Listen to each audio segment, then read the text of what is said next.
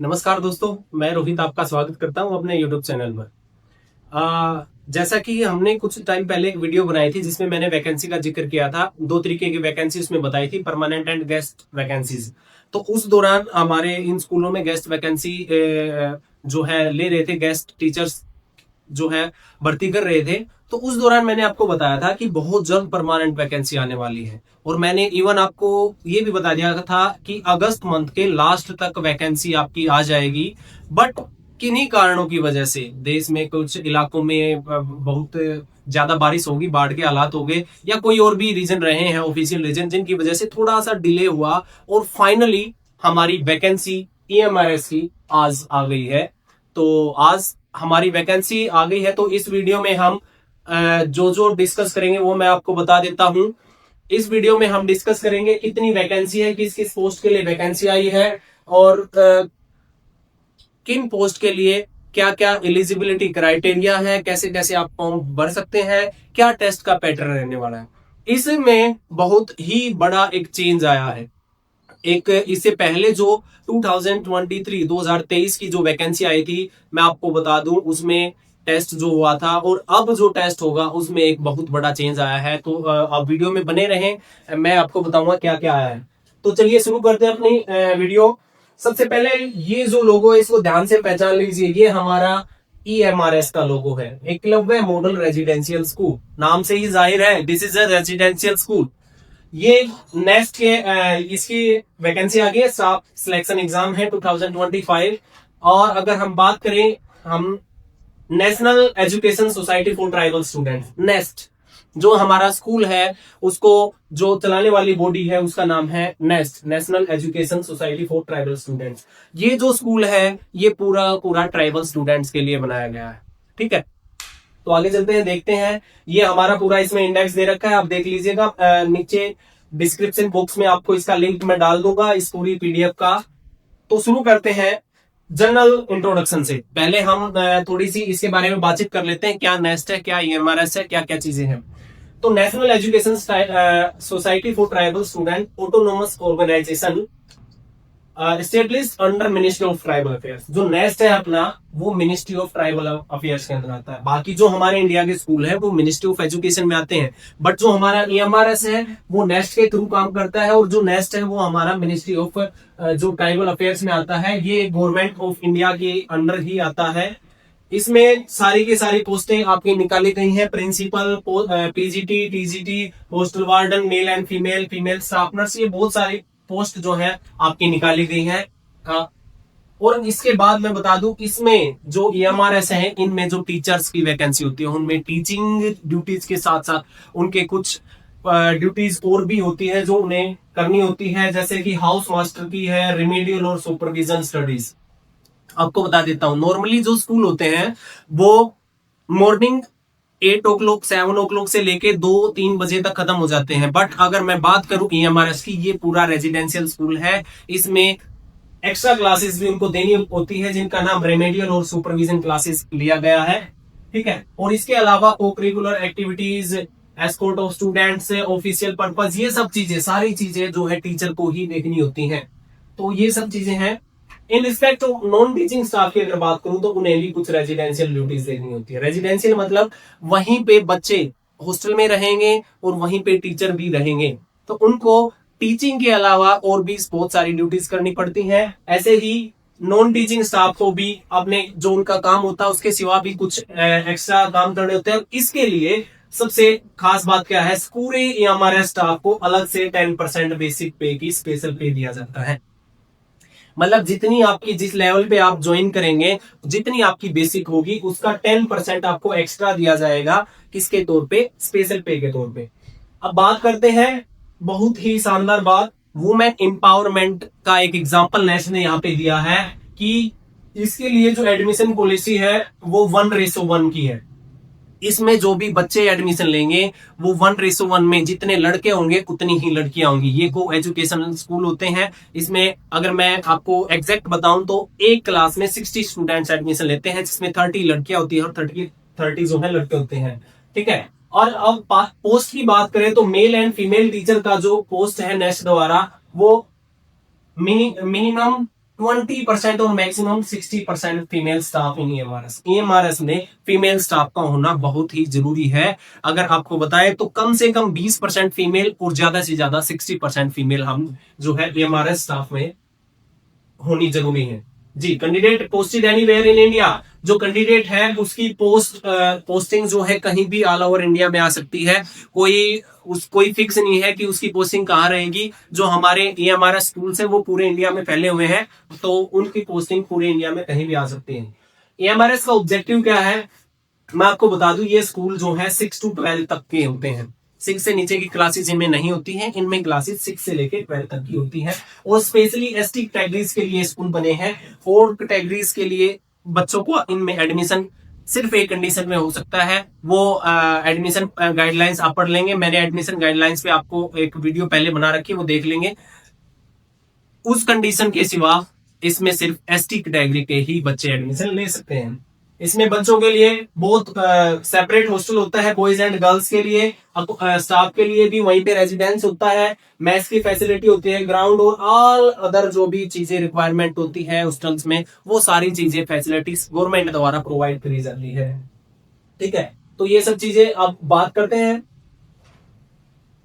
ये देख लीजिए, अब आई बात ऑनलाइन सबमिशन ऑफ एप्लीकेशन को। नेक्स्ट की वैकेंसी जो निकाली गई है उनके ऑनलाइन सबमिट जो है फॉर्म, लास्ट डेट उसकी 23/10/2025, 23 अक्टूबर 2025 तक आपके ये फॉर्म भरे जाएंगे। आज 19 तारीख है, 19 तारीख को वैकेंसी, लगभग एक महीना आपको दिया गया है इनके लिए। 23 अक्टूबर को रात के 11:50 तक आपके फॉर्म आप फिल कर सकते हैं। इसके बाद आप फॉर्म फिल नहीं कर पाएंगे। और इसकी जो फीस है वो अलग अलग कैटेगरी के लिए अलग अलग फीस रखी गई है, और वो फीस का जो मोड रहेगा वो ऑनलाइन रहेगा। आप ऑनलाइन मोड में अपना जो है फीस उसकी कटवा सकते हैं, किसकी, फॉर्म की। दूसरी बात, फीस दो कंपोनेंट है उसमें, एक तो एप्लीकेशन फीस लगती है और एक लगती है प्रोसेसिंग फीस। ठीक है, अगर बात करें एप्लीकेशन फीस की, is not applicable for female SC ST PWBD। In candidates के लिए, जो इन कैटेगरी के कैंडिडेट्स हैं, फीमेल कैंडिडेट है, SC ST या PWBD कैंडिडेट्स है, इनके लिए कोई भी एप्लीकेशन फीस आपकी नहीं रहने वाली है। बट प्रोसेसिंग फीस जो है वो सभी के लिए मैंडेटरी है। Processing charge on fee good service tax there on as applicable are to be borne by the candidate on the time of transaction. जब आप ट्रांजेक्शन करेंगे तो उसमें आपको दिखाया जाएगा कितनी आपकी एप्लीकेशन फी लगी है और कितनी आपकी प्रोसेसिंग फीस लगी है।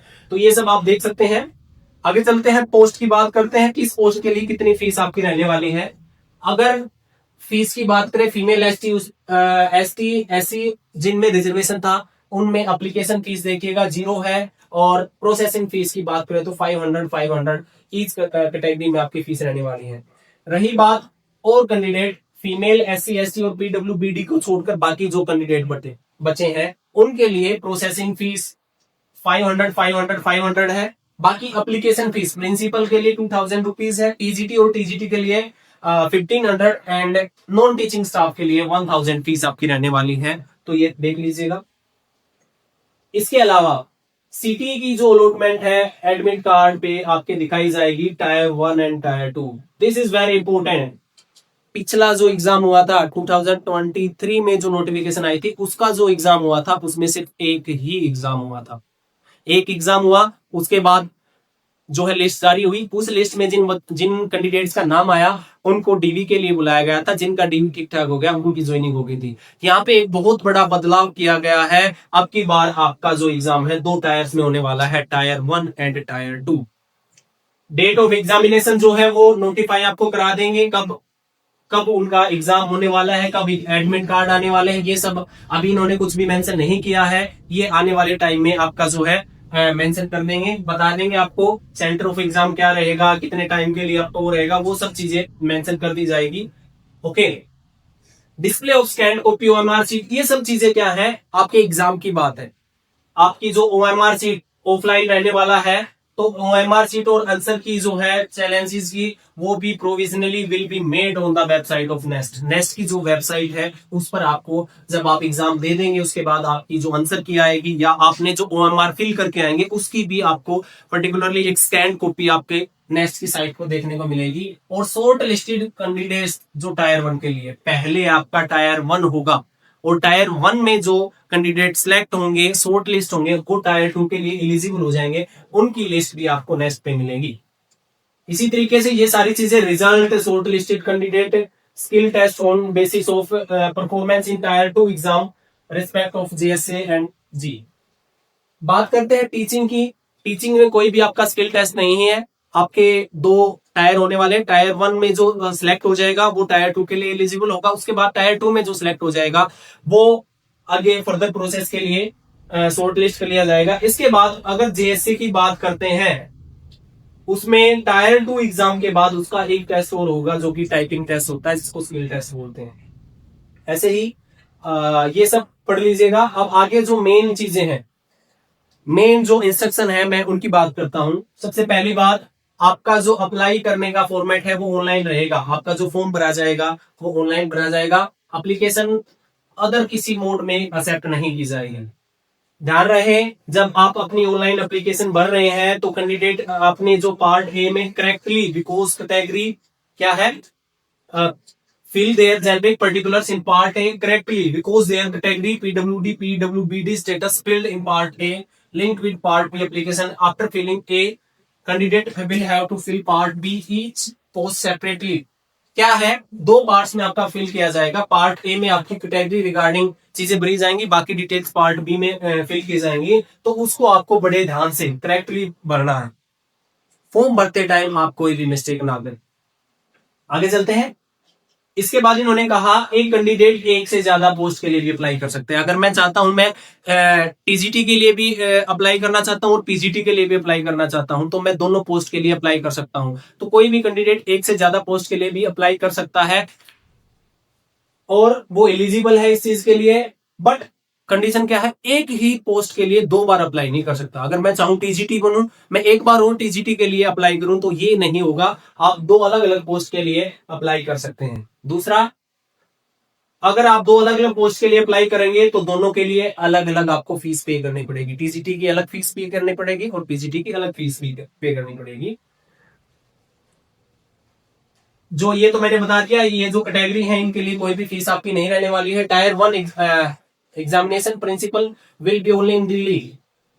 प्रिंसिपल का जो एग्जाम होगा वो सिर्फ दिल्ली में होने वाला है। बाकी सभी पोस्ट का एग्जाम ऑल ओवर इंडिया में कहीं भी आपका सेंटर आ सकता है। और उसके खिलाफ इन्होंने कहा है कहीं भी सेंटर एग्जामिनेशन का आ सकता है। और ये इसका कोई फिक्स पैटर्न नहीं है, ना तो आपसे चॉइस आपकी पूछी जाएगी। ये रैंडम बेसिस पे आपको आपका जो है एग्जाम सेंटर अलॉट किया जाएगा और आप वही फाइनल होगा जो ये आपको सेंटर दे देंगे। जहां भी ये सेंटर देंगे वहीं पे आपको जाना पड़ेगा।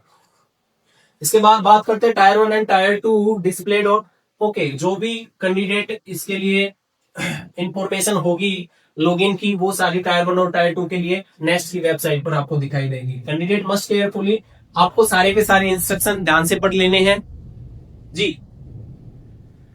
अब बात करते हैं ये सारे जो आपको इंस्ट्रक्शन है इनके बारे में बात हम बाद में भी कर लेंगे। जो सबसे मेन मुद्दा, सबसे मेन बात है वैकेंसीज की। कितनी वैकेंसीज आई हैं, किस पोस्ट के लिए कितनी कितनी वैकेंसी आई है, पहले उस पे चलते हैं। क्योंकि आप लोगों को, मुझे पता है, बहुत ज्यादा इंतजार है। बहुत लोगों के कमेंट आ रहे थे बार बार, कब आएगी वैकेंसी, कब आएगी वैकेंसी। तो एक बार मैं आपको दिखा देता हूं किसके लिए कितनी वैकेंसी आई है। जी हाँ, देख लीजिए। आप जिस जिस चीज के लिए एलिजिबल हैं उस चीज के लिए जो आप फॉर्म फिल करना चाहते हैं, जिस पोस्ट के लिए। प्रिंसिपल की अगर मैं बात करूं तो टोटल 225 वैकेंसी प्रिंसिपल्स की आई हैं। पीजीटीज की अगर बात करें तो 1460 वैकेंसीज आपकी पीजीटी की आई है। टीजीटी की 3962 वैकेंसी है। फीमेल स्टाफ नर्स की 550 वैकेंसी है। फीमेल स्टाफ नर्स की, अकेली फीमेल स्टाफ नर्स के लिए 550 वैकेंसी है। हॉस्टल वार्डन के लिए टोटल 635 है। इसमें मेल और फीमेल दोनों इंक्लूड है, वो आगे बताऊंगा मैं मेल कितने वैकेंसी और फीमेल। अकाउंटेंट की 61 है। JSA 228 है। और लैब अटेंडेंट की 146 है। तो कुल मिला के 7267 वैकेंसीज। एक बार बहुत पहले एक दौर चला था जिसमें आपको बताया गया था EMRS टोटल 32,000 प्लस वैकेंसी आपको देने वाला है। उनका एक फेज कंप्लीट कर दिया गया था 2023 में, और दूसरे फेज की वैकेंसीज 7267 वैकेंसियां आपकी अब आ गई हैं जी। इसके बाद इन्होंने कैटेगरी वाइज वैकेंसी का डिस्ट्रीब्यूशन किया है। प्रिंसिपल के लिए जनरल की UR जनरल होता है, अनरिजर्व 116 है, ओबीसी की इतनी है, ये आप देख लीजिए, ठीक है।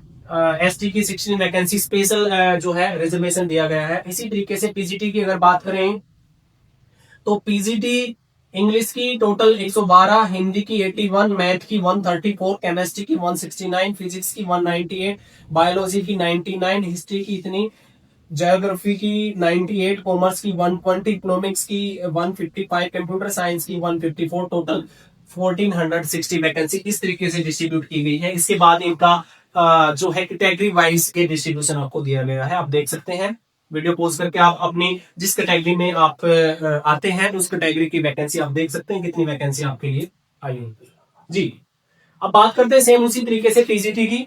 PGT जो है एक सब्जेक्ट स्पेशलाइज्ड होता है, एक पर्टिकुलर सब्जेक्ट होता है, उसी का उसमें जो है हर सब्जेक्ट का PGT बनता है। PGT की जो वैकेंसी है वो इन सब्जेक्ट्स के लिए निकली है।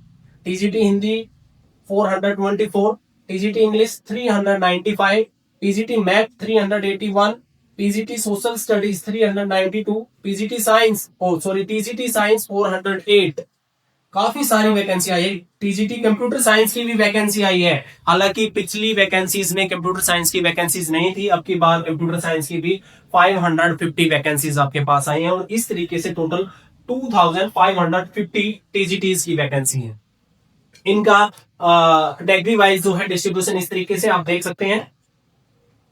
नेक्स्ट, इसके बाद ये तो था मेन सब्जेक्ट्स की वैकेंसी, मेन जो सब्जेक्ट है। अब स्पेशल लैंग्वेज की वैकेंसी भी स्पेशल अलग अलग रीजनल लैंग्वेज के बिहाफ पे वैकेंसीज निकाली गई है।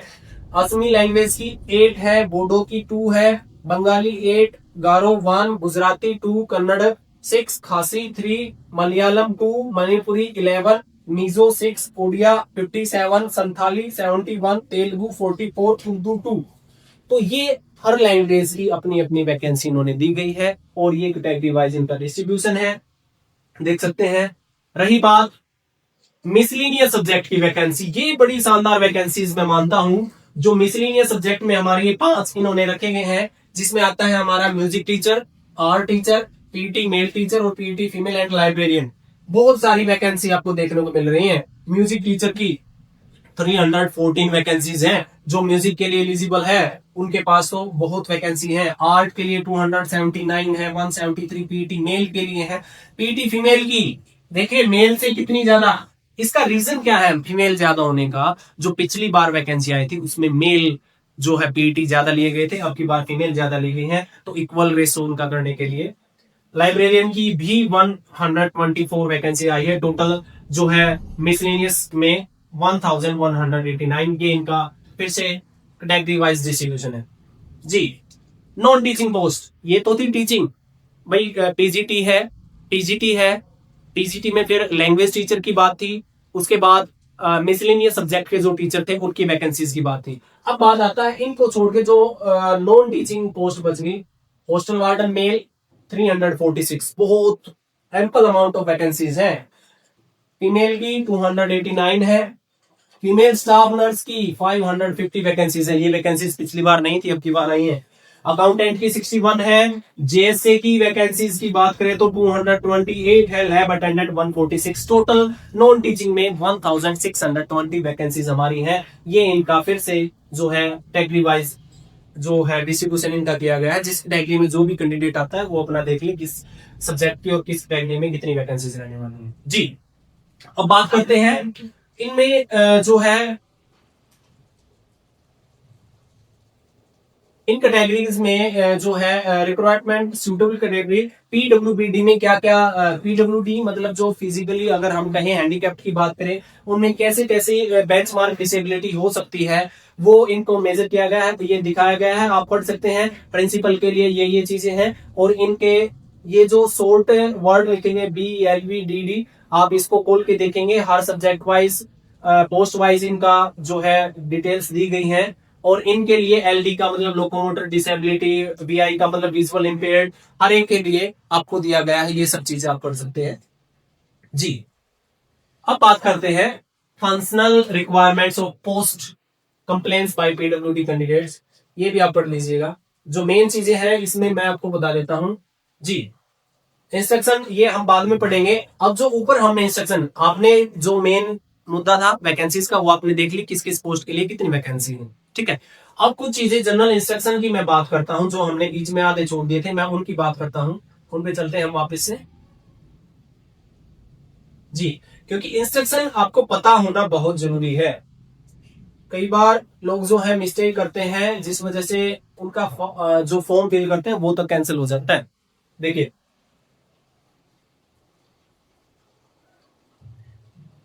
जी, यहां तक हमने कर लिया था। हाँ जी, the online application should be filled carefully. बड़े ध्यान से आपको ऑनलाइन एप्लीकेशन फिल करनी है। Candidate are advise to preserve their login ID and password for future. आप जब अपना फॉर्म फिल करेंगे तो आपका एक लॉगिन आईडी और पासवर्ड आएगा, उसको आपको बड़े ध्यान से संभाल के आपको रखना है फ्यूचर यूजेस के लिए।